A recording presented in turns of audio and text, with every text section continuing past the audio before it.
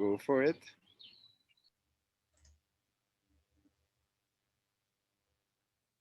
C'est parti.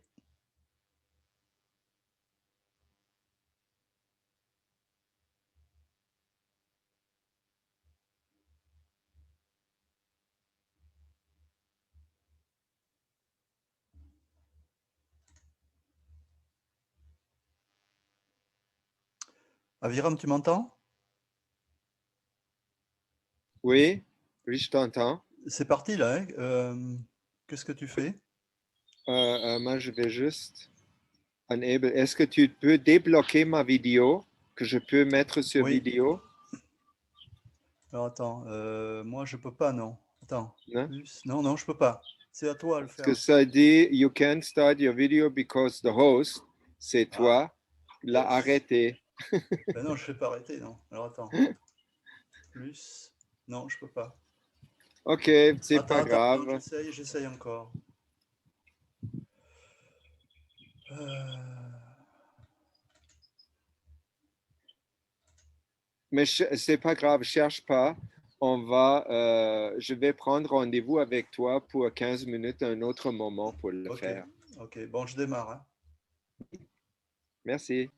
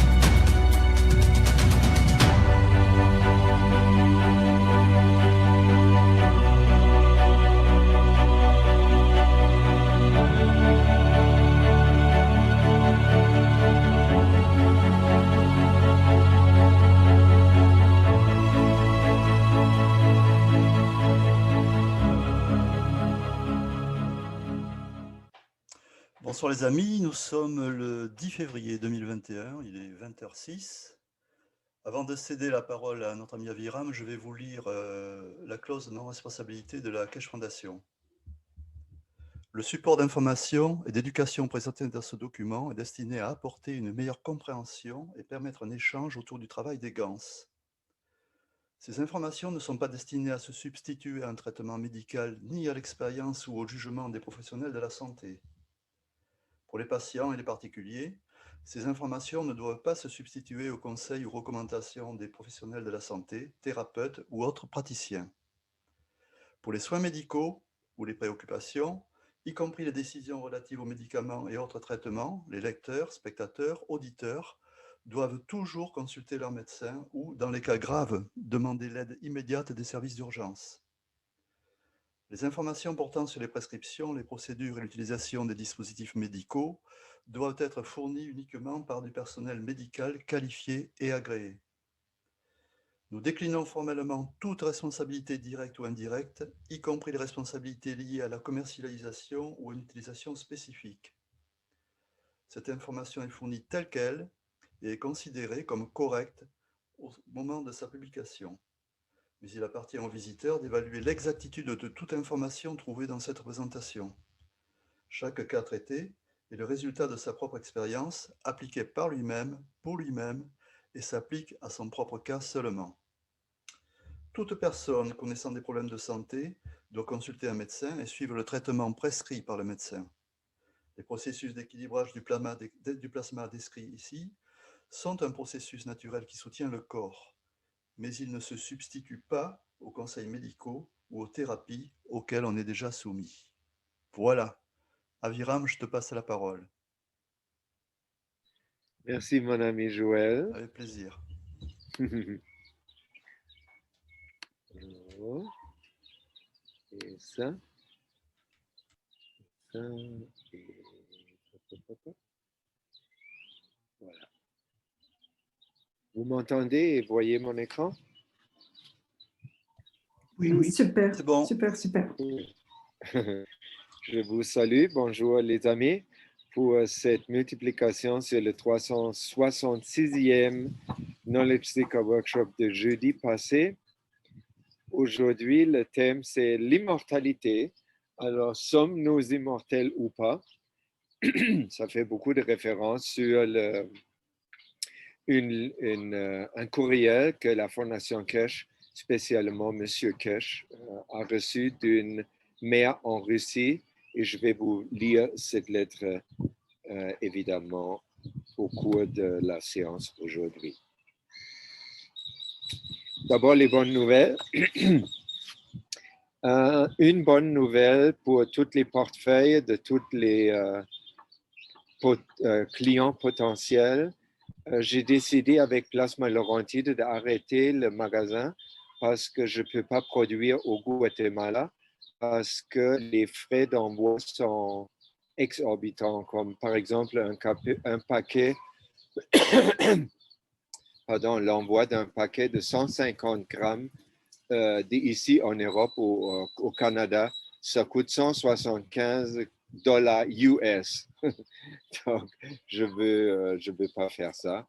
Et là, j'ai vu aussi que la Fondation Keshe, le magasin devient de plus en plus performant et j'ai pas entendu des bugs, c'est-à-dire que les commandes semblent être envoyées régulièrement et avec succès. Donc, j'aimerais terminer le magasin FabShop avec un éclat, comme pour la Saint-Valentin. C'est d'ailleurs cette émission-là, c'est l'émission de cette année autour de la Saint-Valentin. La fête de tous les amoureux et de la fête de l'amour. Donc, j'ai décidé de d'écouler tout le stock que nous avons pour le prix de 10% du prix régulier. Donc, si ça coûte 490 un Magraff, par exemple, il va être vendu à 49, plus les frais d'envoi, naturellement. Donc là, vous pouvez déjà vous réjouir. Ensuite, M. Kesh a annoncé une nouvelle version de l'unité universelle d'amélioration.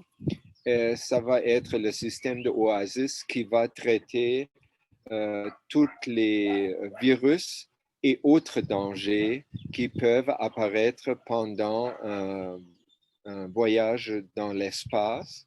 Vous savez que contrairement aux bactéries qui sont confinées dans le milieu terrestre parce qu'ils ont besoin d'oxygène, les virus qui ne sont que des entités énergétiques, des paquets d'énergie, et eux, ils peuvent voyager librement dans l'univers, donc ils sont présents à tout temps.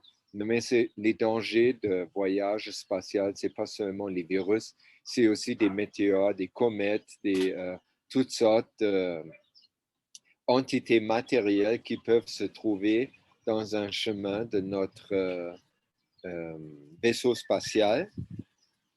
En plus, on ne veut pas amener de la bouffe et les boissons ni les toilettes pour voyager, être capable de voyager légèrement.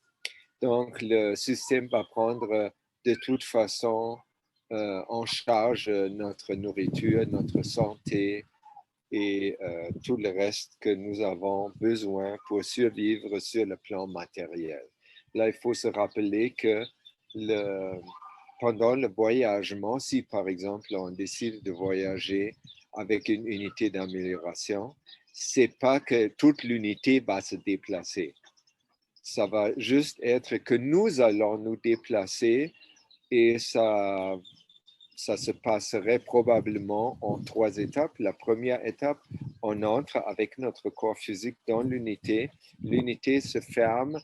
Après ça, nous allons être capables de suspendre notre corps physique pour un moment, le moment du voyage. Ça, c'est la deuxième phase. Et une fois on est arrivé au point de destination, là, on va faire comme une petite pause pour sentir ou donner la chance à l'âme, mais elle est omnisciente, Aviram. Ah oui, des fois j'oublie ça. Donc, l'âme va tout de suite savoir quelles conditions de vie physique règnent sur ce nouveau endroit de destination et elle va, en collaboration avec l'âme de notre forme physique, créer un corps complètement et totalement, parfaitement adapté à ce milieu-là. Si c'est un milieu qui permet la présence sur le plan matériel, il y a aussi des endroits où, par exemple, le centre de l'univers ou le centre du soleil ou le centre de l'âme, où il n'y a pas de matérialisation possible parce que l'environnement est tellement hyper énergétique que ça ne permet pas la présence de matière. Alors à ce moment-là, on ne peut pas se incarner matériellement, on peut seulement interagir en tant qu'âme. C'est bon pour ça. Deuxième, une toute nouvelle, très, très, très bonne nouvelle que M. Kesh a annoncé, une compagnie qui ne veut pas être nommée, je comprends aussi pourquoi, vous aussi, elle a donné ou elle a financé, elle est en train de financer effectivement, la création d'un canal de télévision pour la Fondation Kesh, KFSSI, pour l'Institut spatial de la Fondation Kesh. Et cette télévision, parce qu'elle est un canal de télévision tout à fait privé à la Fondation Kesh, c'est-à-dire à ce moment, à partir de maintenant, elle va se lancer d'ailleurs le 21 mars, comme par hasard.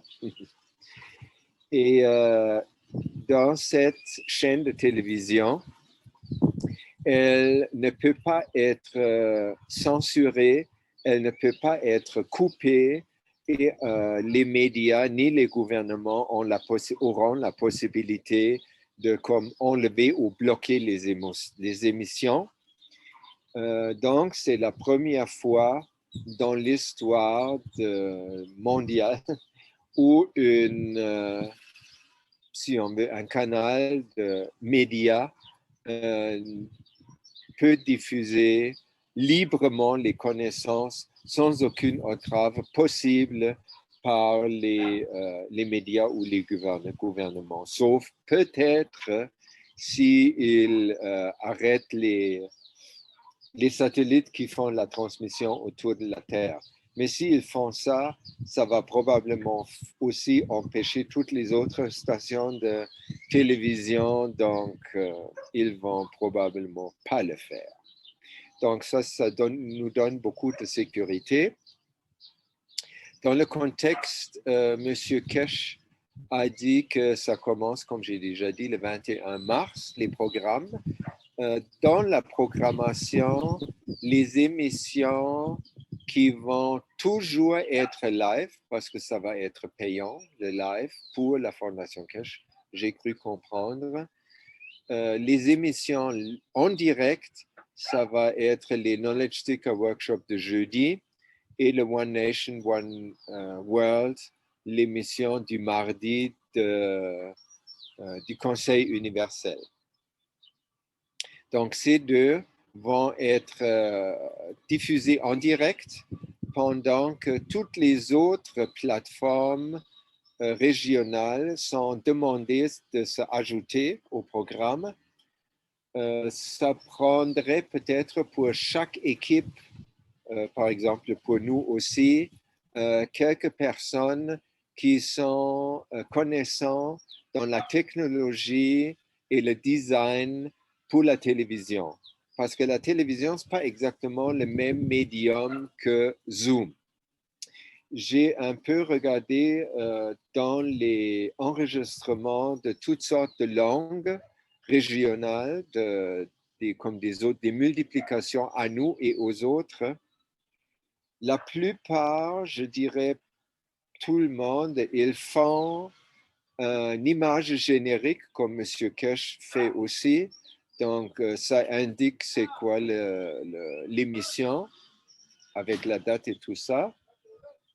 Et M. Kesh parle, donc l'audio est live et on ne voit pas le visage de M. Kesh.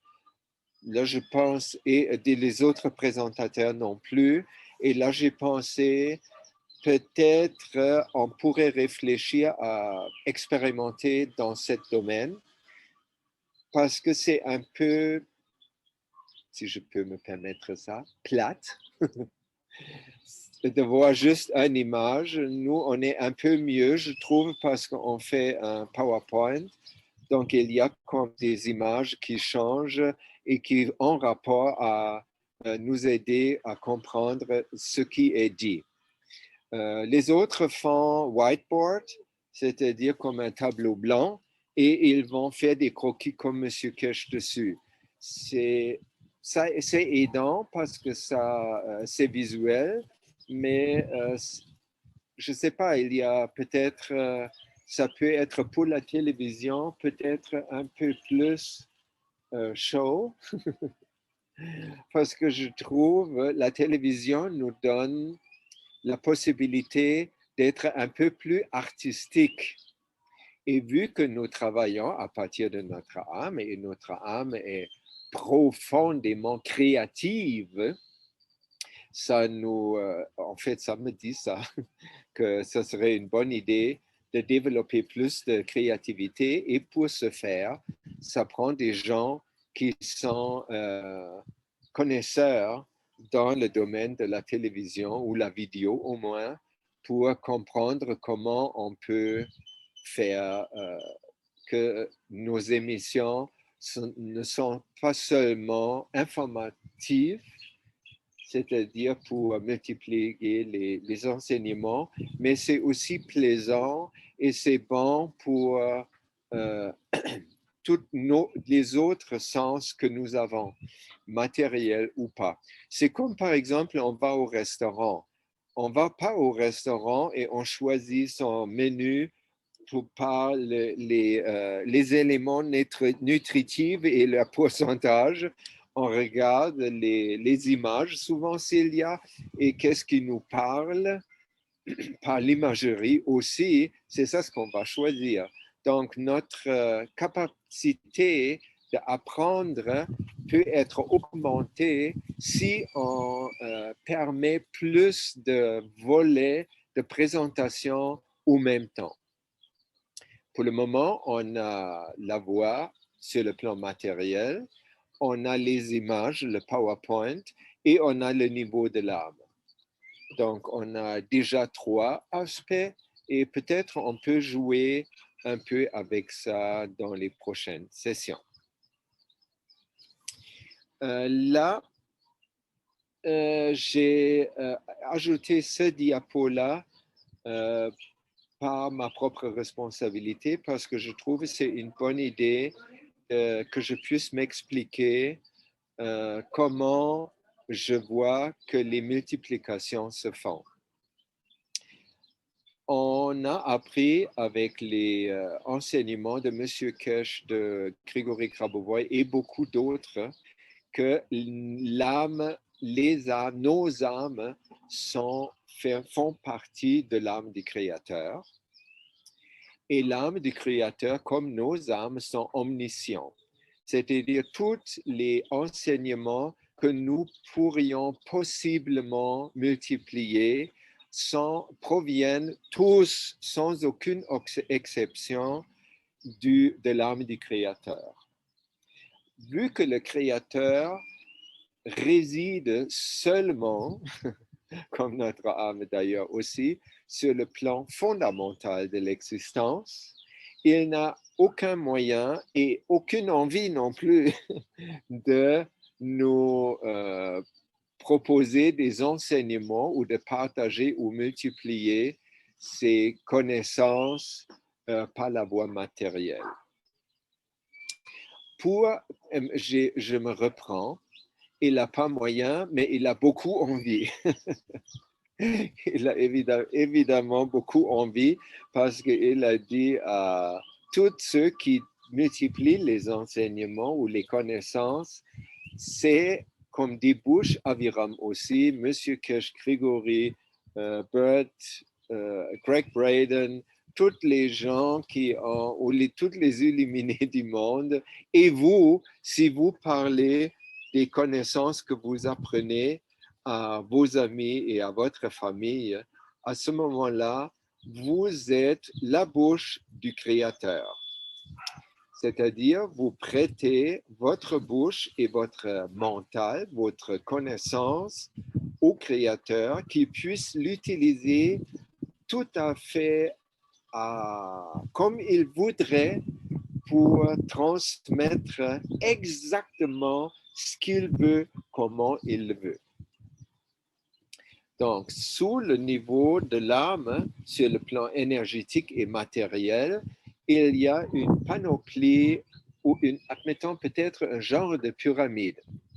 Il y a des gens qui sont depuis plus longtemps très branchés à l'âme du Créateur, des gens comme les Illuminés, comme Grigory Grabovoy, comme M.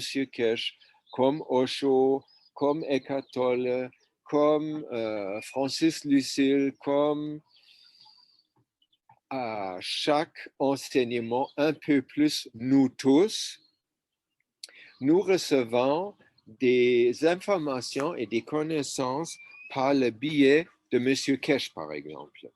M. Kesh a une couleur et un parfum spécifique pour exprimer ce que le Créateur veut transmettre à nous. Et si nous sentons une affinité à sa façon d'exprimer les vérités du Créateur, nous voulons écouter lui. Si nous avons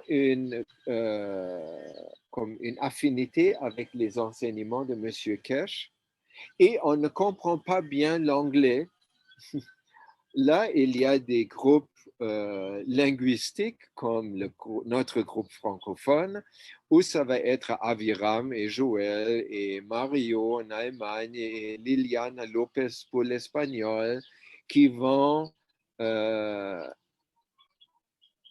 essayer de comprendre, d'assimiler les informations en provenance du Créateur, passées et enrichies avec le parfum de M. Kesh. Ils vont assimiler ça, comme moi je fais aussi. Après, je vais recréer les mêmes informations, toujours en provenance du Créateur, avec mon propre parfum, parce que je ne peux pas faire autrement. Et je ne veux pas juste être un Google Translate ou un DeepL Translator qui traduit sans rien comprendre. Pour moi, c'est absolument formidable que chaque fois, on rajoute un autre parfum. Et il n'y a pas de danger. Par exemple, à un moment donné, j'ai parlé avec Hélène Laporte qui diffuse les enseignements de Grigory Grabovoy d'une façon magnifique, selon moi. Elle m'a appelé parce qu'elle sait que je lui envoie aussi le newsletter et tout ça.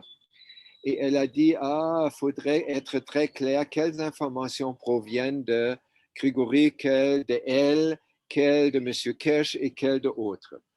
Là, j'ai dit oui, c'est un souhait très compréhensible et pour moi, je veux le faire autant que je peux. Souvent, où il y a des moments où je ne peux pas parce que je me rappelle tout simplement plus de quel coin du Créateur j'ai reçu l'information. Et je trouve personnellement, là c'est l'opinion de Aviram, je ne trouve pas ça vraiment important. Ça a une importance sur le niveau légal duquel, entre nous, fou. À part du niveau légal, c'est très simple parce que chacun de vous a la même responsabilité que Aviram, que M. Kesh, que Grigory Grabovoy, d'être fidèle aux informations de la source. Et cette fidélité à l'information de la source ne se fait pas par le rationnel. Cette fidélité à la source se fait seulement par le degré de l'engagement de notre âme. Oui. Ça veut dire, le plus qu'Aviram se sent libre à assimiler comme ça veut s'assimiler en lui, il ajoute son parfum parce que c'est inévitable et après, il reproduit ça. Et là, comme actuellement, c'est absolument crucial la façon dans laquelle chacun de vous participe. Admettons, si vous êtes tous devant votre ordinateur ou téléphone cellulaire et vous dormez, là, il n'y a pas beaucoup de champs gravitationnels qui arrivent de vous vers moi. Donc, je parle et je vais avoir l'impression de parler à un mur. Il n'y a comme pas de réaction. Tout d'abord, je ne vous vois pas. Il n'y a pas d'interaction dans les Zooms. Et de l'autre côté, je ressens pas non plus à ce moment-là. C'est jamais arrivé parce que vous, justement, vous dormez pas. Et après, vous dites merci à moi parce que je vous offre toutes ces assimilations que j'ai faites dans cette semaine. Mais ça prendrait pour être vrai que vous vous remerciez aussi entre vous et chacun soi-même, parce que votre implication dans la session du show aujourd'hui, par exemple, est absolument cruciale, parce que je peux seulement dire ce que vous, comme une image, vous me tirez par le nez.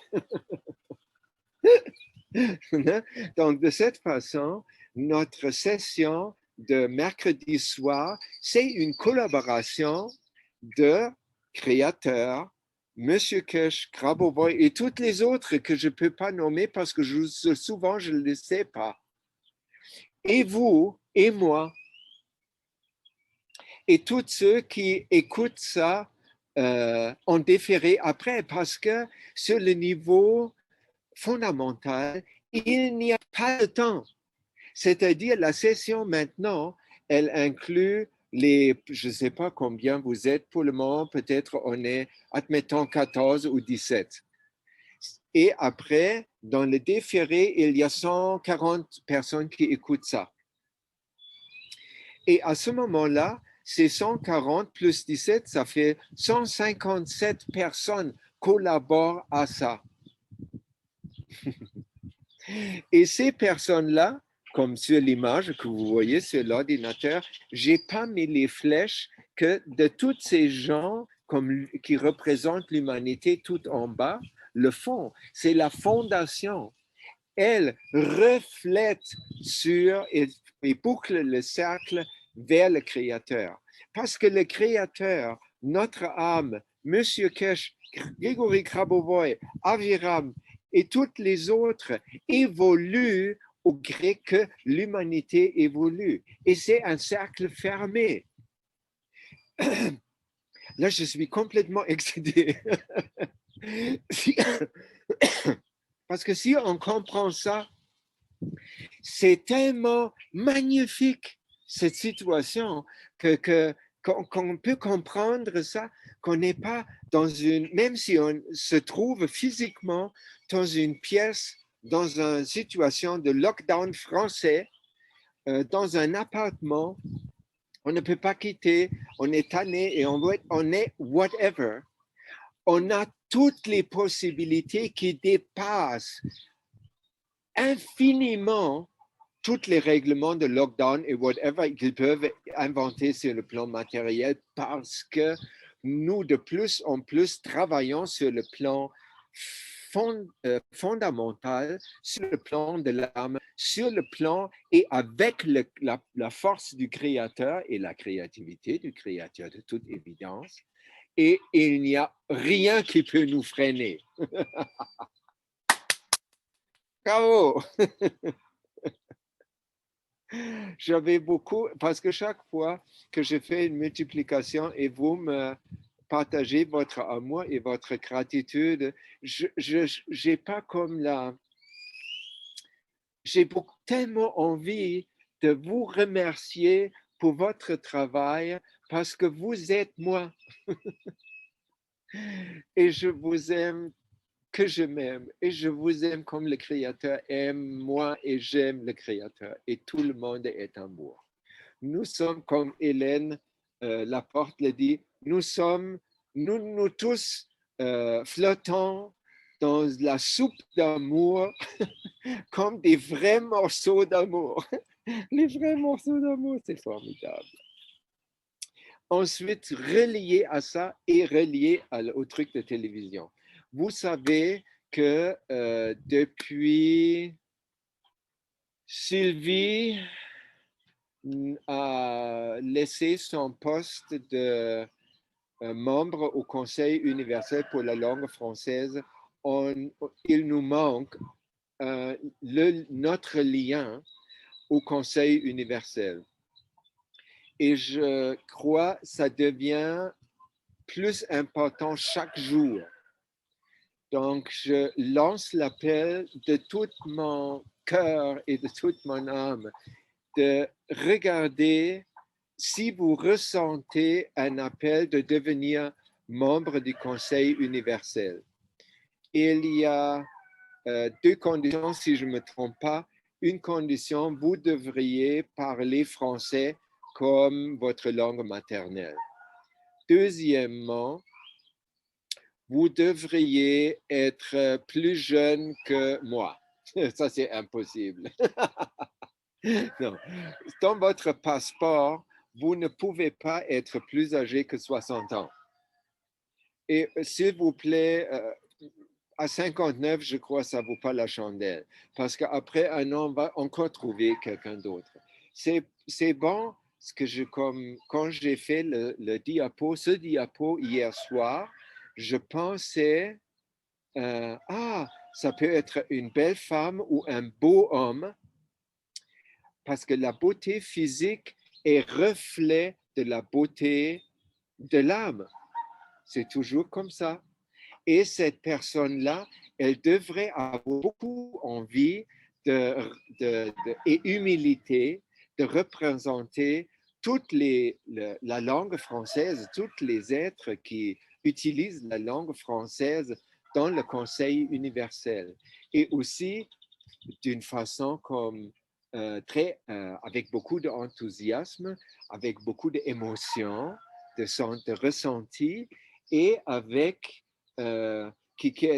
beaucoup d'efficacité. Je souhaite une personne qui va nous représenter, qui va faire vraiment un canal au Conseil universel qui nous répond quand on pose une question, par exemple, ou quand on voudrait ajouter ou quelque chose, hein, communiquer quelque chose, que ça se passe et il y a une réponse. Ça serait vraiment formidable.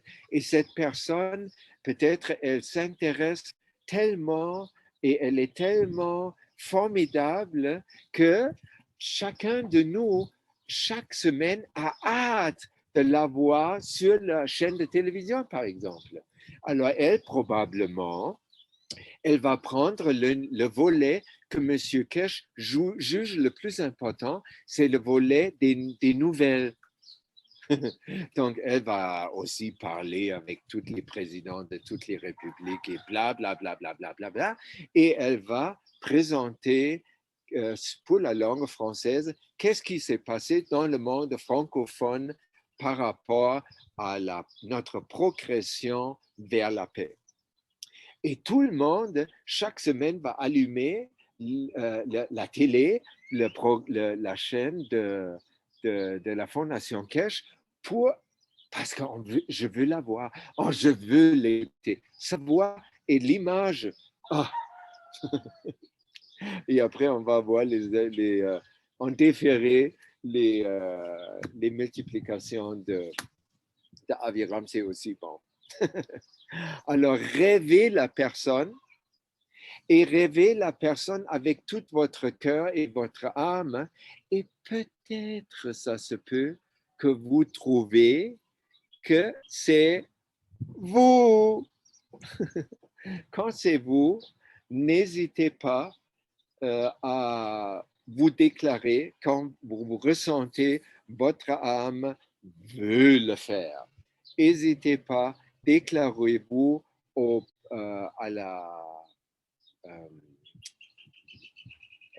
Conseil universel que c'est vous qui veut être ou va être le prochain lien pour le monde francophone dans le Conseil universel. D'accord? Ensuite, dans ce contexte-là, M. Kesh a dit aussi qu'il, vous savez déjà qu'il a lâché le poste de directeur général de la Fondation Kesh. C'est elle qui a pris ce poste-là. Et il a aussi dit que le Conseil universel va remplacer ou remplace déjà l'organisation qui s'appelle les États-Unis, United Nations, pas les États-Unis, les Nations Unies, pardon. Les États-Unis, c'est complètement autre chose, qui ont tout à fait d'autres problèmes en ce moment. Donc, le Conseil universel remplace les Nations Unies et le Conseil de la Terre remplace ou crée, il ne peut pas remplacer parce que ça n'existe pas encore, le gouvernement mondial. Parce que ça n'existe pas, parce que le monde est encore divisé dans des petites nations égotiques qu'on veut balayer. Monsieur Kesh, je cite Monsieur Kesh par rapport à cela. La Fondation Kesh appartient à l'humanité. Merci. J'en suis pas le propriétaire, j'en suis le gardien. Merci. Ça me parle de mon cœur. Ici, quand je vous ai déjà dit, on cherche une maison ici et on a peut-être trouvé une avec un fond magnifique terrain et je ne comprends pas comment on peut acheter un terrain.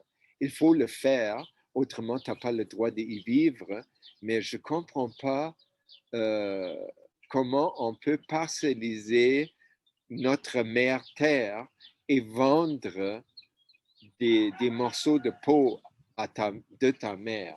Ça ne fait aucun sens. Donc, j'espère beaucoup que le Conseil de la Terre va se dépêcher un peu pour que nous sommes libérés de vendre notre mère. La Fondation Kesh est vous et vos enfants. Comme toutes les tribus indigènes que je connais, ils vivent dans une philosophie qu'ils ne possèdent pas la terre, ils sont les gardiens de la terre, c'est-à-dire ils utilisent la terre pour se réjouir de cette existence sur le plan matériel. Et une fois ils meurent ou ils ont envie d'être ailleurs, ils laissent la terre et quelqu'un d'autre peut vivre là si il y a quelqu'un qui se trouve qui voudrait.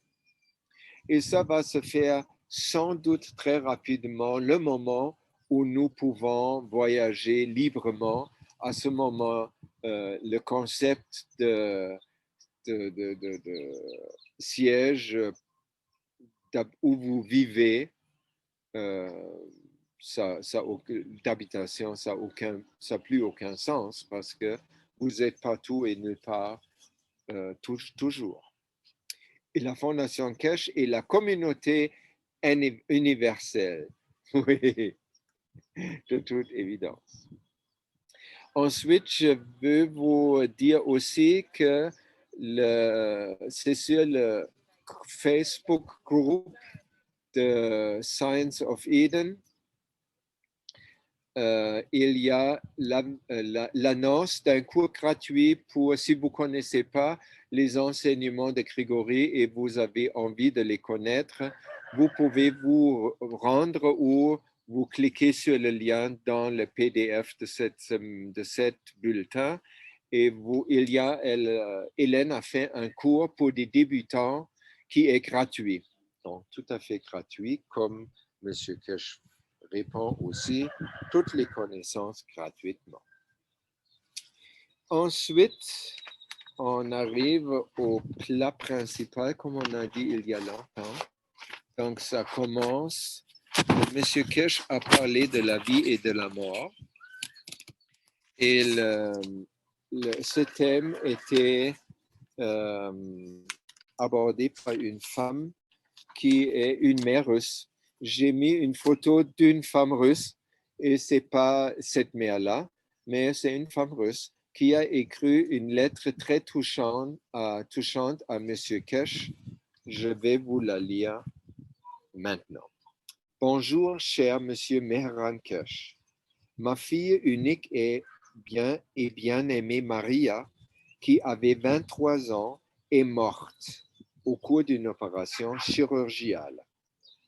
Le monde entier s'est arrêté pour moi. La vie était divisée en avant et après. Je souffre beaucoup. La première année s'est écoulée depuis la tragédie, mais je ne peux pas l'accepter. Tout ce qui m'intéresse maintenant, tout le sens de ma vie, c'est de comprendre comment la vie et l'univers fonctionnent.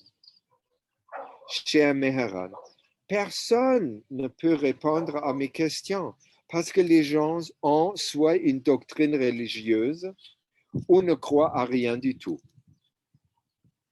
Je sens qu'il est tout simplement impossible de vivre comme nous le faisons tous aujourd'hui.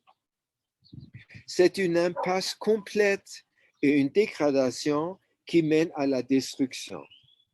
Et lorsque j'ai vu par hasard vos explications sur le fonctionnement de l'univers, je sens que vous êtes parvenu à élucider le plus grand mystère, l'origine de la vie humaine.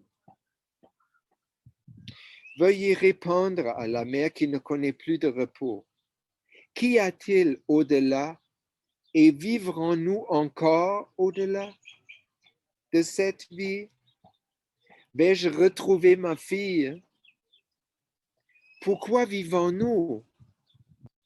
Quel est le sens de notre apparition dans ce monde? Je vous serai tellement reconnaissant de vos réponses. Quel bonheur de se rendre compte qu'il y a des gens qui ne pensent pas seulement à leur propre peau et à leur argent, mais aussi au développement et à la prospérité de toute l'humanité, qui se sont élevés au-dessus de tout ce qui est mesquin et secondaire, c'est-à-dire matériel. Il y a beaucoup de mères malheureuses comme moi qui ont perdu leurs enfants. Elles souffrent beaucoup et elles veulent connaître la vérité sur la vie et la mort. Combien notre vie serait-elle meilleure si nous connaissions cette vérité? Je vous souhaite à vous et à votre équipe santé et bien-être. Mes meilleures salutations et D. C'est une très belle lettre, elle est très sincère et je crois que c'est ça la raison pourquoi M. Kesh avait envie de l'inclure dans son Knowledge Seeker Workshop jeudi passé. Avant de vous donner la réponse de M. Kesh, ce qui m'est venu, c'est une histoire que j'aime aussi. C'est l'histoire quand Bouddha était demandé, Bouddha était dans la même situation que M. Kesh avec cette mère qu'elle a perdu son enfant. Bouddha séjournait dans un village. Une femme est venue à lui en pleurant. Son unique enfant était mort soudainement. Quand Bouddha était dans le village, les gens lui ont dit « Ne pleure pas, va voir cet homme. » Les gens disent qu'il est d'une telle compassion infinie. S'il le veut, ton enfant peut revenir à la vie. Alors ne pleure pas, va voir le Bouddha. La femme est allée avec l'enfant mort dans ses bras en pleurant et tout le village l'a suivi. Tout le village a été touché. Les disciples de Bouddha ont également été touchés. Ils ont commencé à prier en silence pour que Bouddha ait de la compassion, qu'il bénisse l'enfant pour qu'il soit ressuscité.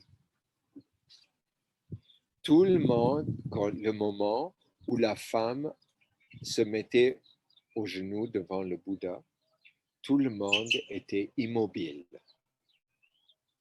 Et Bouddha est resté silencieux. Il a regardé l'enfant mort, puis il a regardé la mère en pleurs et il lui a dit « Ne pleure pas, fais juste une chose et ton enfant sera de nouveau en vie. Laisse le corps mort ici, retourne à la ville, va dans chaque maison et demande à chaque famille s'il y a quelqu'un qui est déjà mort dans leur maison. Si tu trouves une maison où personne n'est jamais mort, alors à ce moment-là, demande quelque chose à manger, n'importe quoi, du pain, du riz, des légumes, whatever. Mais assure-toi que cela vient bien d'une maison où personne n'est jamais mort. Autrement, ça ne fonctionnera pas. Et cette nourriture, à ce moment, fera revivre l'enfant immédiatement. Ne perds pas de temps. La femme était heureuse. Elle sentait que maintenant, le miracle allait se produire. Elle a touché les pieds de Bouddha en gratitude. Elle a couru vers le village qui n'était pas très grand, très peu de maisons, quelques familles. Elle est passée d'une famille à l'autre en demandant, mais chaque famille répondait de la même façon. Non, il y avait déjà un mort dans notre maison. C'est impossible, ma bonne femme. Il n'y a pas une seule maison, pas seulement dans cet village, mais je crois partout dans le monde. Il n'y a pas une seule maison où personne n'est jamais mort. La femme s'est rendue compte que Bouddha lui avait joué un tour. Oui, c'était impossible, mais l'espoir était toujours là. Elle continua à demander jusqu'à ce qu'elle a fait le tour complet du village. Ses larmes séchèrent. Son espoir s'éteignit. Mais soudain, elle sentit comme un nouveau sentiment, une sérénité lui venir. Elle se rendit compte alors que celui qui naîtrait devrait mourir. Ce n'est qu'une question d'années. Quelqu'un mourra plus tôt, quelqu'un d'autre mourra plus tard, mais la mort est inévitable. Alors elle revint et toucha à nouveau les pieds de Bouddha. Pas de commentaire jusque maintenant, parce que le commentaire va être plus clair quand je donne la réponse de M. Kesh. M. Kesh répond à la femme russe,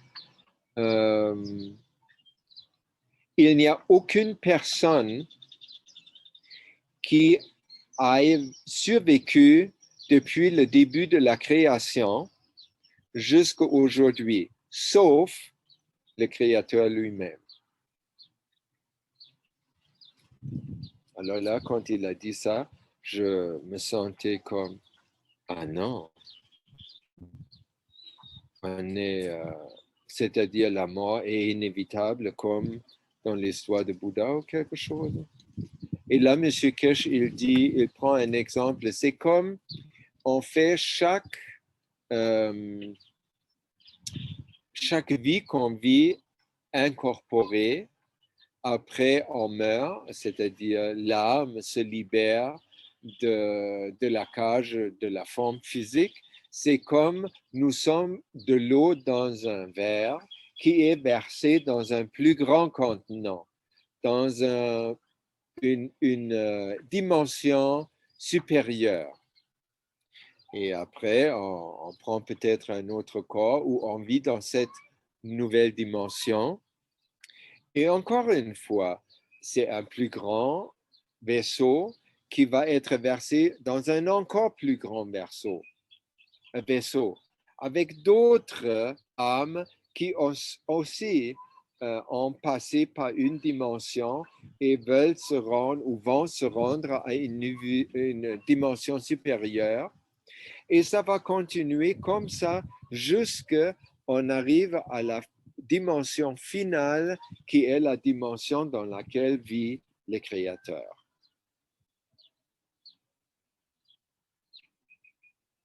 Et là, je me demandais, oui, je comprends ça, mais est-ce que c'est vraiment nécessaire de passer par la mort physique pour atteindre d'autres niveaux ou d'autres dimensions? Avant de répondre à ça, M. Kesh, il a continué à parler. Oui, je comprends votre souffrance, madame, d'avoir perdu votre enfant unique. Et je comprends aussi votre désir de re-rencontrer encore une fois votre fille avec laquelle vous avez juste pu passer 23 ans. Et j'ai le goût de vous dire, dit-il, que la souffrance, en fait, votre souffrance, c'est la cause de la séparation. La séparation, c'est basé sur une malcompréhension. Vous comprenez une chose essentielle, comment l'univers fonctionne, vous ne comprenez pas pourquoi. C'est pour cette mécompréhension ou manque de compréhension que vous souffrez, et cette souffrance qui vous fait créer la séparation. La raison est très simple. Vous ne voyez que la connexion sur le plan physique. Et quand vous regardez le plan physique, et ça c'est le sens profond de la parabole avec le Bouddha. Bouddha n'aurait jamais dit il y a une mort. Il aurait, s'il aurait élaboré sur sa propre histoire, il aurait dit il y a une mort sur un niveau, certain niveau, le niveau matériel. Il y a aussi la mort sur le niveau énergétique ou le niveau transition. Il n'y a pas de mort certain sur le niveau fondamental. Parce que le niveau fondamental est éternel, et quand quelque chose ou un être est éternel, il n'y a pas de naissance et il n'y a pas de mort. Donc, si on établit pendant le vivant déjà des connexions avec ceux que nous aimons sur le plan de l'âme, au-delà du plan matériel, nous allons beaucoup moins souffrir ou pas souffrir du tout. Si nous arrivons à nous rapprocher à notre âme d'une façon que ça change notre identification, on va s'identifier tout d'abord à notre âme et après seulement à notre corps ou à notre personnalité. À ce moment-là, toutes nos relations pareilles, la femme que nous aimons, l'homme que nous aimons, nos enfants, nos parents, nos grands-parents, les amis, tout ça, notre connexion va shifter d'une connexion sur le plan matériel vers le plan de l'âme. Et sur le plan de l'âme, il n'y a pas de déconnexion possible. Néanmoins, on peut même aller aussi loin de rappeler une âme qui a fait la séparation, qui a fait la transition dans l'au-delà, si on veut l'appeler comme ça. Comme M. Kesh dit, je peux rappeler l'âme d'une personne défunte d'une seule manière. C'est pas la supplier de revenir se montrer devant nous. Ça, c'est deux choses qui ne marchent pas. Un, on ne laisse pas la liberté à l'autre de qu'il veut ou pas, qui est essentiel et non incontournable. Deuxième chose, on, encore une fois, résiste à s'évoluer sur le plan fondamental. Et c'est ça le but de l'exercice. Le Créateur veut que nous soyons à son côté pour co-créer des univers. C'est important et incontournable que nous évoluions sur le plan fondamental pour être capable de prendre ce positionnement à côté du Créateur avec une humilité à 150%. Donc, comment il fait? Donc, il ne supplie pas l'âme. Il va donner de son âme librement à la personne défunte, à l'âme de cette personne-là, lui dire, tu peux prendre librement ce que tu as besoin. Et quand tu es comblé, et tu as l'idée ou envie de revenir une rencontre sur le plan matériel avec moi, ça me ferait beaucoup plaisir. À ce moment-là, il a dit, il n'y a pas de raison pourquoi cette autre âme déclinerait l'appel. Ensuite, M. Kesh, il y a deux citations qui sont tellement beaux que je l'ai ajoutées à cette multiplication. L'évolution de l'âme de l'homme ne se termine jamais. C'est ça ce que j'ai fait allusion sans le savoir au début, quand je vous ai parlé comment les enseignements se multiplient du Créateur à travers l'âme de M. Kesh et de M. Grabovoi et autres, après à travers nos âmes et ainsi de suite.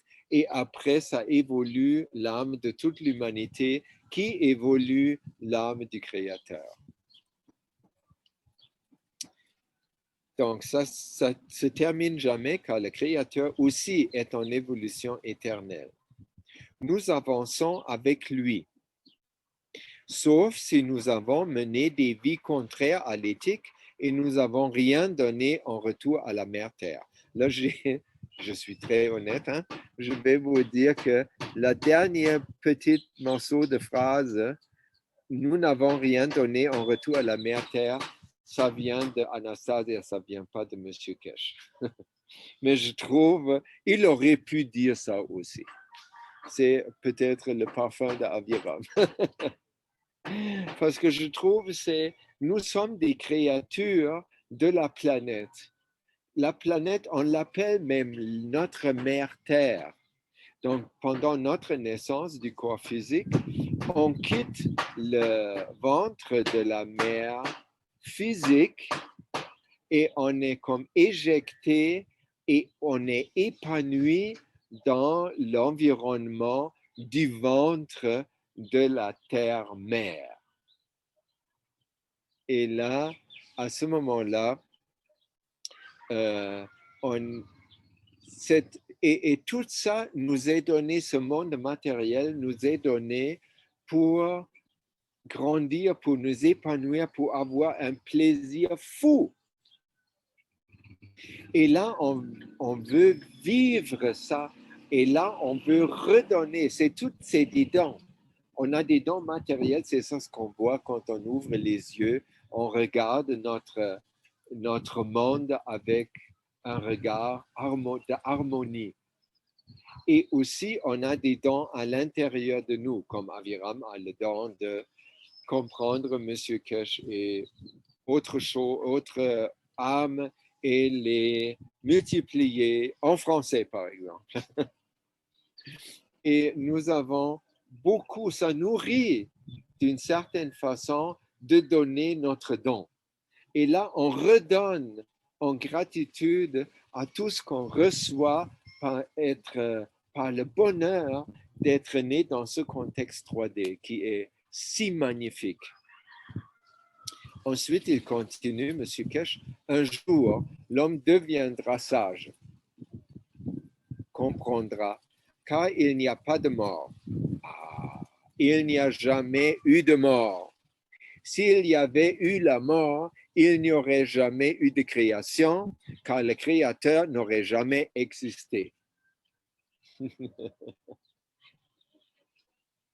C'est génial, c'est joli. Même si vous ne comprenez pas, il y a des moments, je ne comprends pas ça. Je ne comprends pas pourquoi il n'y a pas de création si le Créateur n'est pas éternel. On ne peut pas le comprendre rationnellement parce que l'état d'éternité n'est pas sur le plan matériel. En tout cas, pas encore. Et ça, c'est notre job selon Grégory. Notre job sur Terre est de donner la caractéristique d'éternité à tous les éléments de l'univers ou de la création. C'est beau? OK. Ce qui est lié à cet enseignement par M. Kesh, ce qui est lié très rapproché, c'est les enseignements de Grégory Grabovoy et d'Hélène Laporte sur le rajeunissement. Grégory Grabovoy, comme M. Kesh d'ailleurs, tous les deux disent la seule façon que nous pouvons échapper au nouvel ordre mondial, c'est d'élever notre âme au point que nous sommes capables de suspendre ou de contrôler notre réalité. Quand nous sommes capables de contrôler notre réalité, en autres mots, ça veut dire nous sommes capables de contrôler la réalité dans laquelle nous vivons. La réalité extérieure, notre environnement, et la réalité intérieure, notre corps physique et nos émotions et les flux énergétiques qui nous parcourent. Donc, si on peut seulement contrôler ça, deux conditions. Une, notre mental est assez structuré pour le faire. Deuxième, on le fait dans le but du salut global. Si on ne peut, c'est très clair, on ne peut pas contrôler si on a des buts personnels ou égotiques. Ça ne marche pas. Parce qu'il n'y a pas d'énergie. On n'est pas branché à l'âme, donc qui peut condenser dans une matérialisation ou une normalisation. Pour comprendre le rajeunissement, on commence avec ce que nous connaissons dans notre vie de tous les jours. La compréhension conventionnelle va dire que le vieillissement est une fatalité. Fatalité, on a parlé la semaine passée, est une condition qui est non altérable et qui se force sur chaque individu. C'est-à-dire, on ne peut pas l'échapper, c'est comme une loi naturelle, comme la loi de la gravitation qui fait tomber la pomme de l'arbre sur le gazon. Quand on regarde de plus proche le vieillissement, qu'est-ce que c'est sur le plan matériel? Le vieillissement, c'est la reproduction au niveau cellulaire de notre corps avec défaut. Quand on est jeune, la reproduction cellulaire se fait sans défaut, c'est-à-dire la nouvelle cellule régénérée est absolument fidèle et identique à la cellule d'avant, et ainsi de suite. Si on veut vieillir, ça prend que ce renouvellement cellulaire se fasse d'une façon non parfaite. Le corps ne peut pas faire ça et l'âme non plus. La seule instance qui peut le faire, c'est le mental avec une conscience collective peu structurée.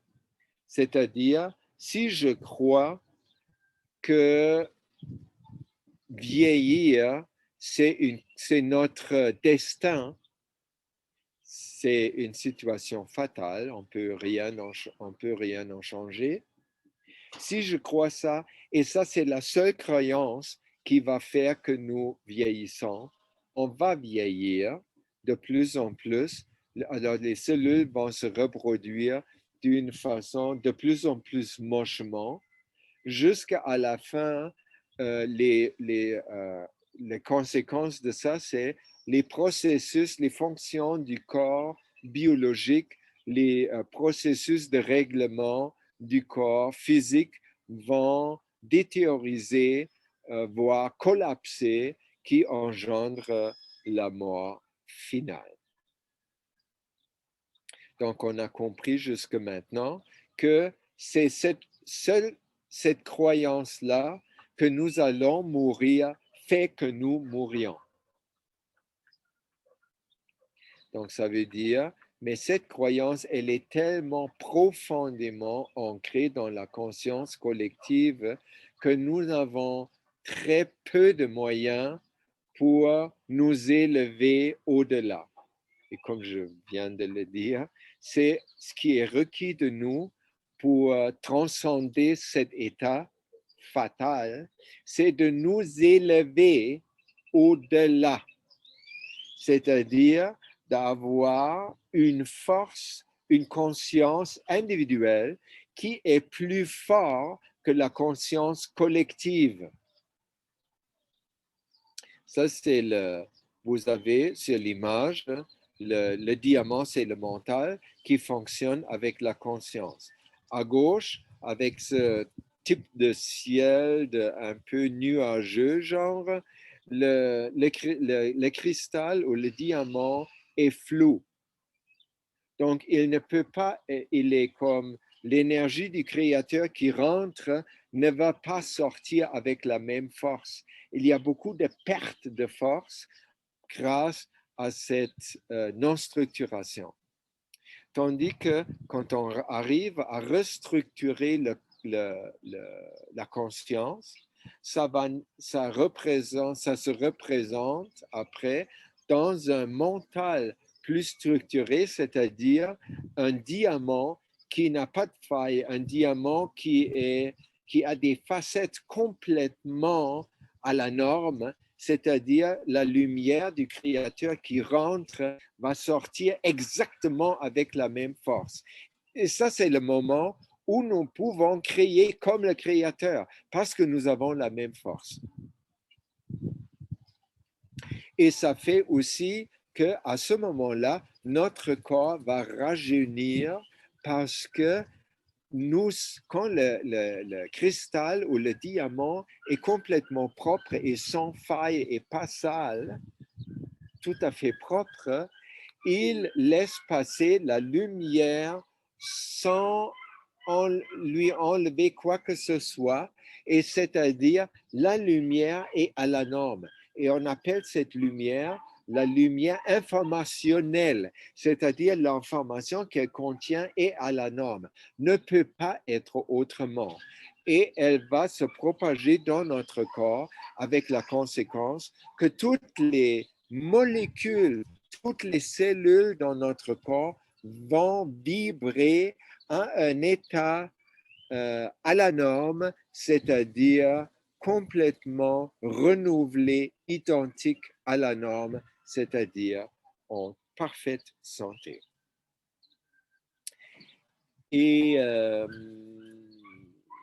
Grigory Grabovoy ne se contente pas juste à dire que vous avez juste à structurer votre conscience et alors trouver comment on va se revoir jeudi prochain. Dites-moi quand vous trouvez comment faire.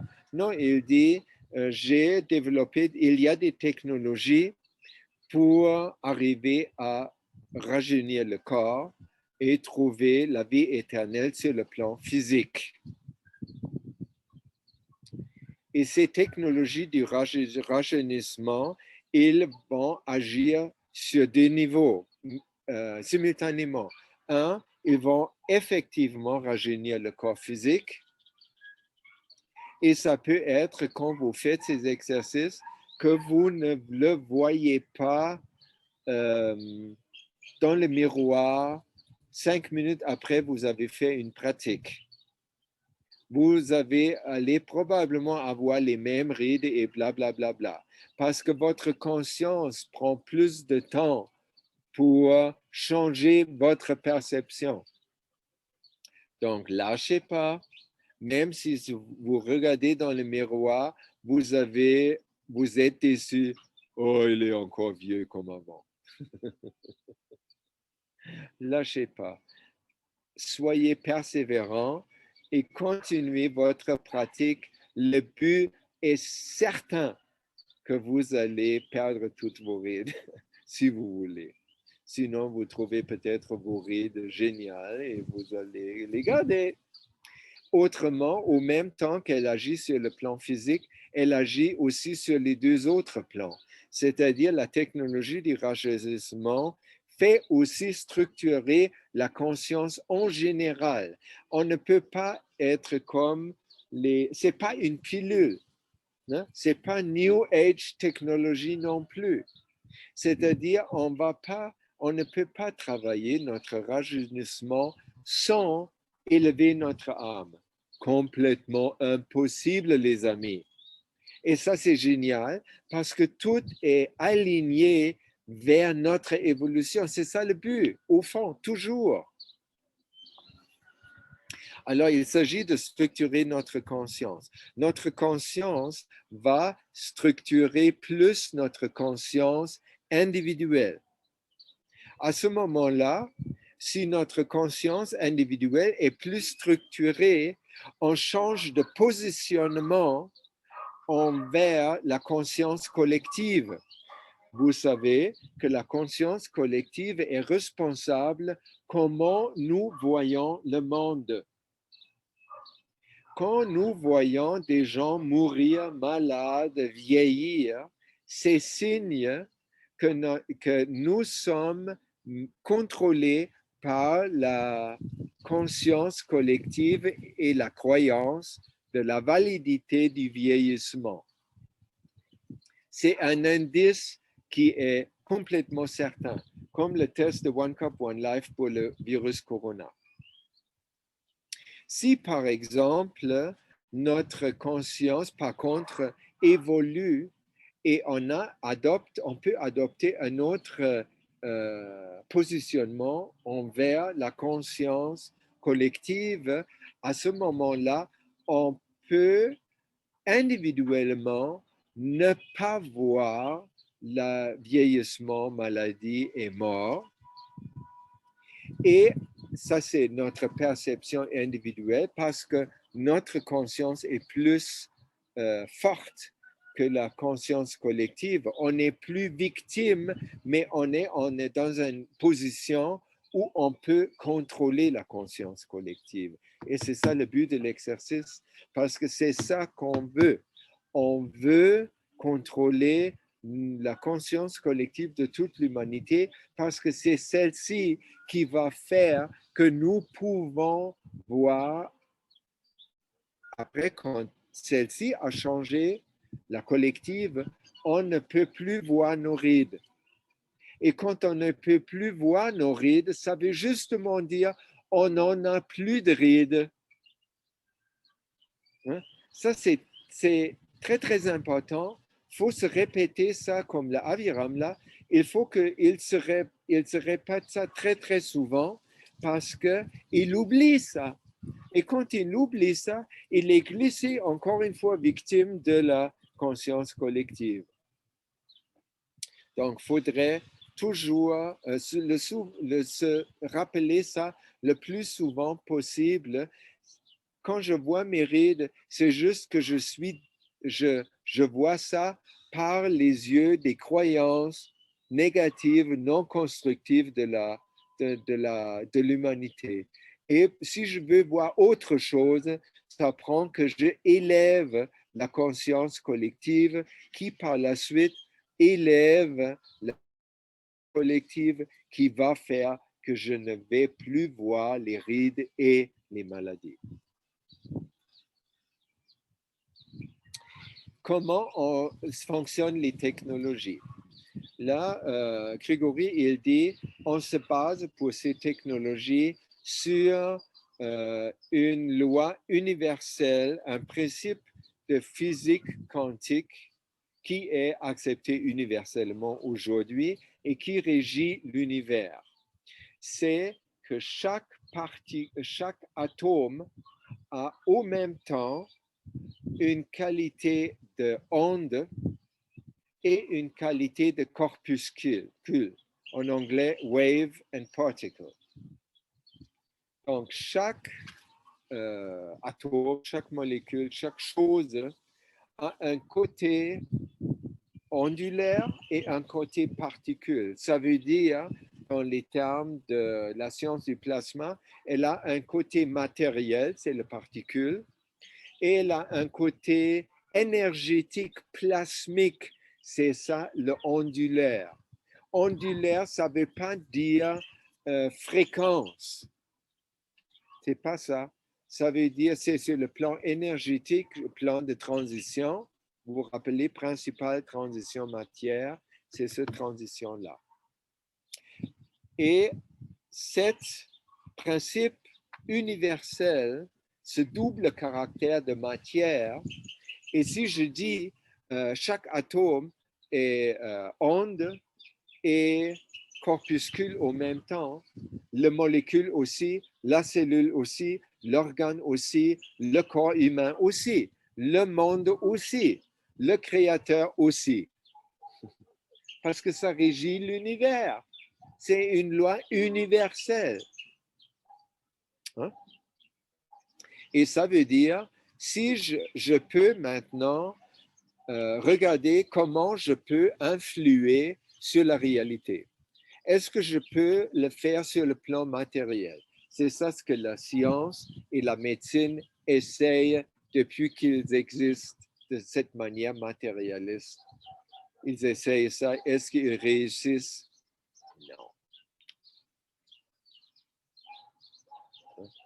Parce qu'il y a une histoire de la science. Quand on trouve une histoire de quelque chose, ça veut dire que ce n'est pas final, ce n'est pas permanent. On est en train de rechercher. S'il y a une histoire des sciences, ça veut dire que la science n'est pas finale.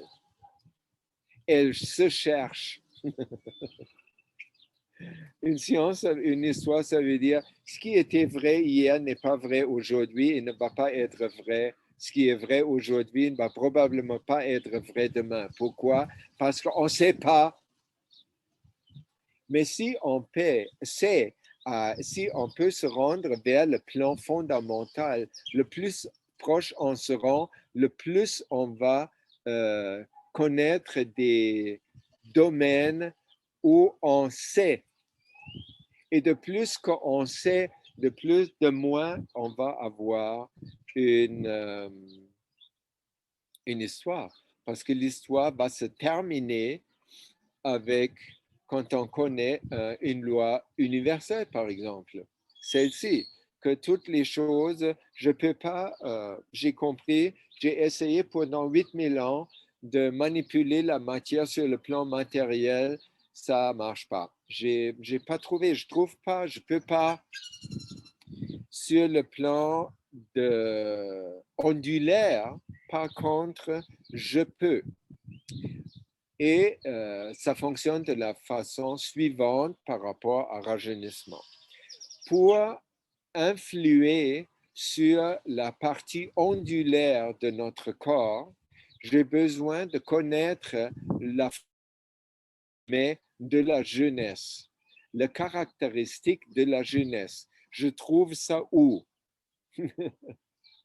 Nous étions tout jeunes ou nous sommes encore tout jeunes, oui? Donc, nous avons soit connaissance, qu'est-ce que c'est la jeunesse essentiellement à l'intérieur de nous, ou la mémoire d'un moment dans notre vie passée peut-être, ou comme un enfant de 4 ans ou de 3 ans, de 6 ans, on a vécu un moment de vitalité sans borne. On pourrait dire que c'est un état de grâce. Dans cet état de grâce, la jeunesse est à la norme. Notre corps est complètement à la norme. Donc, à ce moment-là, c'est ça la fréquence, entre guillemets, ou l'information, pour être plus juste, c'est la lumière informationnelle qui représente la jeunesse. C'est simple, hein? On a juste à se rappeler d'un moment où on se trouvait jeune éternellement. Et cette mémoire, ce sentiment, ce ressenti, c'est la lumière informationnelle qui représente la jeunesse. Et maintenant, pour rajeunir notre corps, on a seulement à transférer cette plasma de jeunesse, on peut dire, ou ce gans de jeunesse sur le plan des champs. C'est pas le gans, peut-être on pourrait même faire un gans de jeunesse, un CO2, on fabrique un CO2 dans une salle dans l'hôpital où tous les nouveau-nés arrivent. Donc là, tu as beaucoup de champs plasmiques de petits âges, de jeunesse. Et là, tu fais ta production de CO2, donc elle va être comme très remplie de vitalité, de jeunesse. Mais seulement quand vous croyez ça. Et quand vous croyez ça, vous pouvez aller avec votre boîte de production dans une section de l'hôpital pour les nouveau-nés, ou vous pouvez faire ça chez vous avec votre mémoire. Vous étiez aussi un nouveau-né et sur le plan fondamental, il n'y a pas de temps. Donc, c'est le moment maintenant, pareil. Donc, vous pouvez utiliser cette information-là. Et là, je vous rappelle, ou nous nous rappelons, que pour notre conscience, c'est complètement égal si je vois quelque chose avec mes yeux sur le plan matériel ou je vois quelque chose avec mon œil intérieur, c'est-à-dire ma mémoire ou mon imagination. Même si j'ai vécu une enfance terrible et je suis déjà né comme un vieillard, peut-être ça existe, je ne sais pas, à ce moment-là, je peux quand même regarder des films où je peux, avec des enfants, et je peux imaginer c'est quoi la jeunesse. Et voilà, j'ai mon Gans de jeunesse de la force du chant et non le Gans matériel. Et après, je transmets cette fréquence-là, entre guillemets, ce plasma de jeunesse à toutes les cellules de mon corps et toutes les cellules vont se syntoniser et voilà, nous aurions la vie éternelle. Et ce n'est pas plus compliqué que ça. C'est vraiment simple. On a juste à se rappeler et faire une petite, comment on appelle ça, discipline, si on veut, mais ce n'est pas vraiment une discipline, c'est un petit plaisir de se rappeler de ça. Et là, il nous a dit des technologies, Monsieur Grégory Grabovoy. On peut utiliser le PRK1U. Il y a des PRK1U, le lien est dans le PDF, où vous pouvez vous brancher sur un. Grégory Grabovoy a donné 5 PRK1U qui sont non syntonisés sur une personne en particulier, mais il l'a fait dans de ces 5 unités d'amélioration, si on veut, à l'humanité. Un de ces 5-là est pour le rajeunissement et la vie éternelle. C'est l'image que vous voyez. Quand vous vous branchez, vous pouvez aussi lire dans toutes les langues comment l'utiliser pour vous rajeunir. Le centre reste toujours que vous vous rappelez de votre état de jeunesse pour retrouver le plasma de la jeunesse. Après, si vous travaillez avec le PRK1U, vous tournez dans le sens inverse des aiguilles d'une lentille à l'autre, toujours en vous rappelant en ayant présent dans votre conscience le plasma de la jeunesse, l'état de la jeunesse, mémoire ou imagination. Vous pouvez aussi utiliser une séquence numérique. La séquence numérique énergie et état de jeunesse est 9, 1, 8, 0, 9, 8, 1, 4.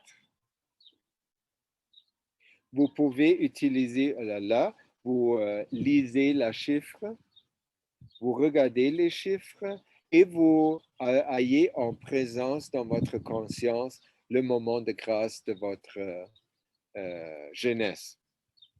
Ou vous pouvez trouver une panoplie d'exercices, de pratiques de concentration, elle appelle ça drôlement, où vous pouvez joindre votre objectif de rajeunir votre corps. Vous avez sur le PDF de cette multiplication, vous avez les liens pour tout ça. Voilà, mes amis, j'ai terminé ma multiplication conjointement avec vous, en collaboration splendide avec vous.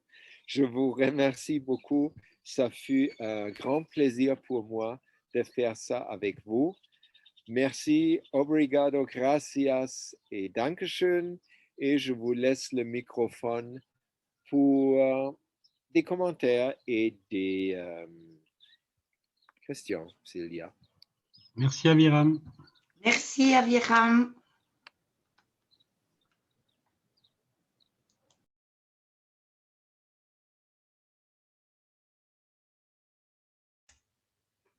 Merci Aviram. J'ai beaucoup aimé la production de Gans dans les maternités. C'est super. J'ai beaucoup aimé. Il faudrait les transférer dans les maisons de retraite après, c'est sympa. Oui, absolument. Oui. C'est un beau projet. Ouais, mais il faut réfléchir à ça. Les pauvres gens, les pauvres malheureux, ils se font piquer là. Il n'y a pas besoin de tout ça, justement. C'est peut-être une très très bonne solution. Merci Aviram, on t'aime. Je vous aime aussi.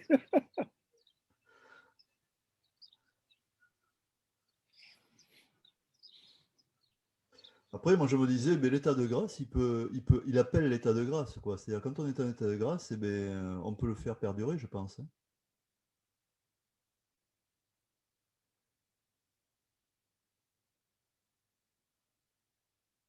Bon.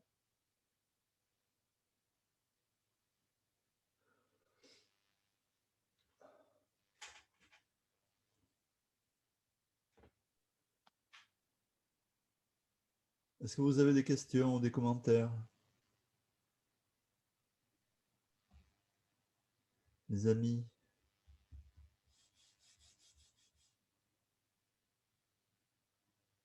Alors, s'il y a des amateurs pour travailler pour la télé de M. Kesh, faudra nous le dire. On est en train de faire un petit sondage. Parce qu'il faut quand même du monde, mine de rien. Donc, si ça vous intéresse, il ne faut pas se gêner.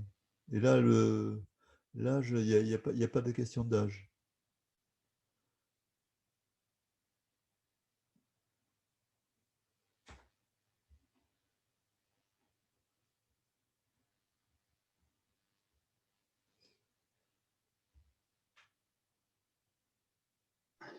Dis Joël, c'est Yves. C'est Oui. pour ça peut-être que dans certaines maisons de repos, il y a des enfants dont les personnes plus âgées s'occupent des petits-enfants pour refaire leurs devoirs et tout ça. Peut-être, je ne sais pas. Mais moi aussi, j'ai beaucoup été impressionné par cette histoire de maternité. Oui, c'est assez surprenant. Ouais. Aviram, tu as eu l'idée qui t'est venue comme ça, là, ou comment ça s'est passé là? Ou tu avais ça dans ton cartable? Quoi? Ouais, ça t'est venu comment cette idée de maternité là? C'était venu là à l'instant là ou Oh, tu... c'est comment qui a réagi la première sur ça? C'est Frania. Oui, Frania. C'est Frania qui m'a donné Oui. l'idée. Oui. Enfin, non, c'est. Oui, non. Si. Mais j'ai parlé et tout à coup, j'avais cette idée. En fait, j'avais dans la tête l'image de Franck, mais ça venait pas de Franck. J'ai juste l'image de Franck parce que j'associe Franck avec des Gans. Hmm. Mais j'avais cette idée, l'idée est venue, c'est l'idée de toute évidence féminine. Oui. Bravo, bravo.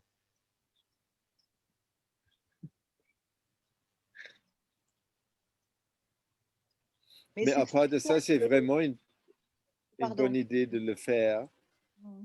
de faire si quelqu'un a envie, peut-être. Il n'y a pas de maison de retraités au Guatemala. Les gens vivent dans leur famille.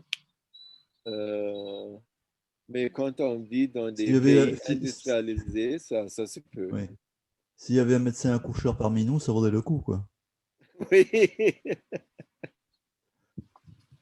Il faut faire ça quand même discrètement, hein, parce que, à moins d'avoir une personne, enfin, sa compagne enceinte, et puis préparer le truc vite, vite, là. Mais autrement, Une complice. c'est difficile. Mais comme disait Aviram, tu peux très bien faire une production de gaz de CO2 en pensant très Oui. fortement, par exemple, à un nouveau-né de ta famille, tu vois, quelqu'un oui, qui vient de oui. naître, par exemple, tu vois, Oui. des petits-enfants ou ton fils ou ta fille, ou, Oui. tu vois, et juste en pensant très, très fortement à des gens que tu aimes, en plus de ça, Oui. qui Tu as raison, viennent ouais. d'arriver sur cette Bien terre. sûr. Déjà, ça donne tu vois, ça donne une impulsion de jeunesse à ton Gans. Ouais. Tu mets une photo dessus, tu la colles, la photo d'un bébé. Ouais, super. Ouais. Et tu peux mettre aussi la série numérique. Oui, absolument. Possible. Ouais, mais il Ouais. y a quand même des idées à avoir, hein. On va tous Ouais. rajeunir, vous allez voir, ça va être génial, quoi. On va se retrouver à 18 ans, là où. Alors, je crois que il y a quand même un truc là par rapport à ce que dit Grabovoy, d'après ce que m'a expliqué Daniel, c'est que il demande de se retrouver, que les personnes souhaitent être à un certain âge. Bon, on a le choix dans l'âge, apparemment. Je ne sais pas si Oui, tu bien sais sûr. ça, Viram, là. Oui, c'est la même chose que M. Kesh dit. Oui, Quand voilà. tu as suspendu ton corps et tu le remets, tu n'es pas nécessairement obligé de prendre la dernière version. Tu Ouais. peux altérer qu'est-ce que tu voudrais ou qu'est-ce que finalement, parce que c'est toujours dans le cadre salut global, ça va plus être qu'est-ce qui est le plus plaisant pour les autres. Oui. C'est ça.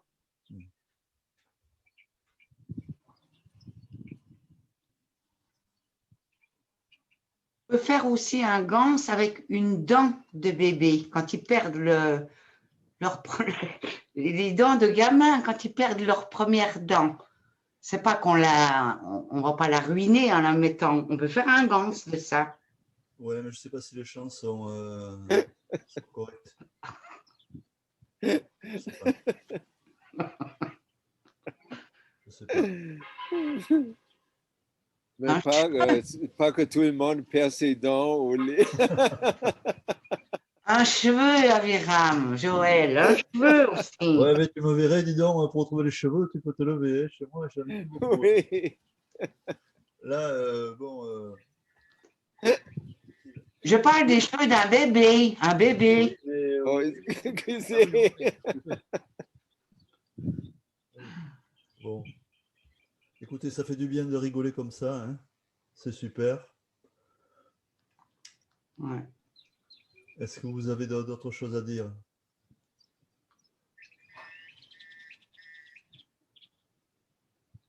On entend les oiseaux, c'est génial, hein. C'est le paradis chez toi, Vira.